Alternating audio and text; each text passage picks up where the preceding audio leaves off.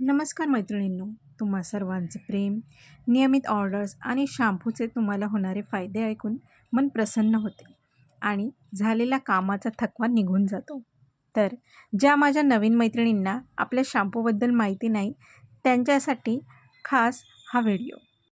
तर मैत्रिणींनो, आपल्या पुरातन काळापासून आयुर्वेदाला फार महत्त्व दिले आणि ऐतिहासिक काळापासून स्त्रिया त्यांच्या केसांच्या संगोपनासाठी हीच पद्धत वापरत आलेल्या आहेत.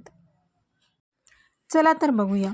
ब्राह्मी, भृंगराज, रोजमेरी यांचे सर्व तत्वगुण सिद्ध करण्यासाठी आपण घेतलेले आहे आवळा, रिठा, शिकेकाई यांचे मिश्रण उकळून घेतलेले आहे.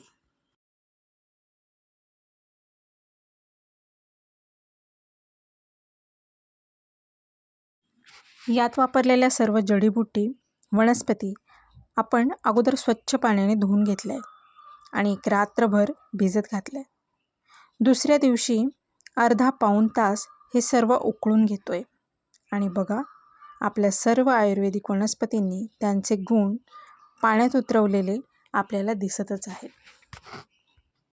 आता इथे आपण घेतलेले आहे भरपूर अशा सुकवलेल्या गुलाबाच्या पाकळ्या. बघा, गुलाब हा आपल्या केसांना मऊ, सुळसुळीत आणि चमकदार बनवतो. म्हणून इथे आपण घालणार आहोत भरपूर अशा गुलाबाच्या पाकळ्या. एक रिझल्ट ओरिएंटेड शॅम्पू बनवण्यामागचे कष्ट कदाचित आत्ताच तुम्हाला दिसत असतील. एखादी आयुर्वेदिक ट्रीटमेंट घ्यायची म्हणजे नियमित वापर आणि तुमच्या सर्व प्रकारच्या समस्यांचा समूळ नाश, हेच आयुर्वेदामागचं गमक आहे. हे समजून घेतलं पाहिजे. पी हळद आणि हो गोरी असं इथे चालणार नाही हं. पण नियमित वापर याचे तुम्हाला आश्चर्यकारक परिणाम नक्कीच देईल, याची खात्री मी तुम्हाला देऊ शकते. पुन्हा भेटूया.